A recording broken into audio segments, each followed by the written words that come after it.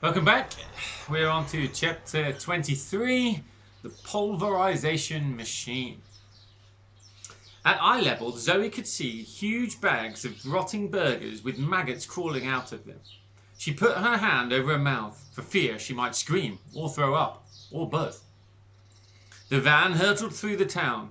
She could hear it scraping against other cars and the horns of other vehicles hooting as it sped through the red lights. Zoe popped her head up to watch in terror through a little window as they spread chaos and carnage in their wake, not to mention quite a few broken off wing mirrors. Bert was driving so recklessly she was frightened he would kill them both.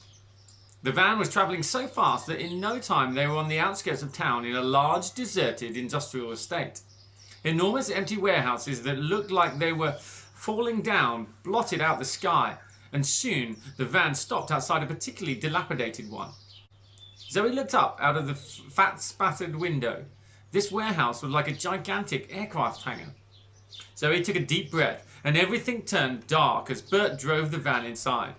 As soon as it lurched to a halt, she climbed out of the back and hid under the van. Trying to breathe as quietly as possible, she looked around the giant space. There were cages and cages of rats, all piled up on top of each other. It looked like there were thousands of them in here, waiting to be pulverized. Beside the cages was a tank of cockroaches with a sticker that simply read, "Ketchup." "I'm so glad I never ate one of Bert's burgers," thought Zoe. Even so, she still felt really sick. In the middle of the warehouse was a dirty old stepladder that led up to a massive machine. This must be the pulverization machine, thought Zoe. It was old and rusty and looked like it had been made out of bits from cars that had fallen apart, pieces of old freezers and microwave ovens. The whole thing was held together with sticky tape. As Zoe watched from underneath the van, Bert approached the machine. The main part of the contraption was a massive metal funnel with a long conveyor belt leading from underneath it. The huge wooden rolling pin hovered above the belt.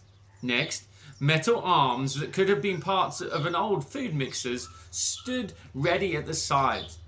On the end of the arms were round metal tubes that looked like sawn down sections of old piping, or perhaps even parts of a lorry exhaust pipe.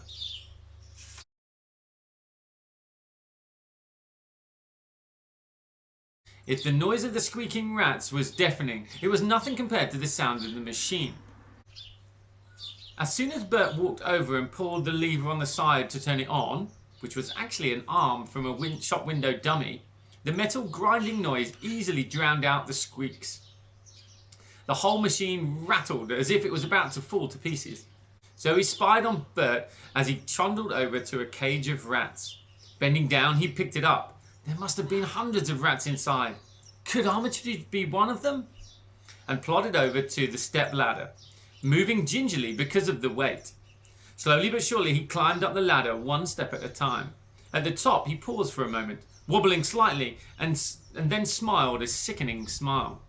Zoe wanted to call out to stop him, but didn't dare reveal herself. Then Bert lifted the cage above his head and tipped the rats into the machine. They tumbled through the air to their certain death. One little rat, not much bigger than Armitage, clung on to the cage for dear life. With a sickening laugh, the evil man prized his little claws off the metal, and it plunged down and down into the machine. There was then a hideous crunching sound. He really did pulverize them. Out of the bottom of the machine poured some minced meat. The meat was then flattened by a huge wooden roller before the arms plunged down repeatedly onto the conveyor belt and chopped the meat into tiny patties. The patties then trundled along the belt before falling into a filthy cardboard box. Now, Zoe really did want to vomit. Bert's terrible secret was out. Can you guess what Bert's secret was, reader? I should hope so. There is quite a big clue in the title of this book. Yes, he was turning rats into burgers. Maybe, reader, you have even eaten one yourself without knowing. No! Screamed Zoe. The little girl couldn't help it, but disastrously, she had given herself away. Wow, so now we understand the title of the book. Let's see if she gets caught. hope not. Okay, see you next time.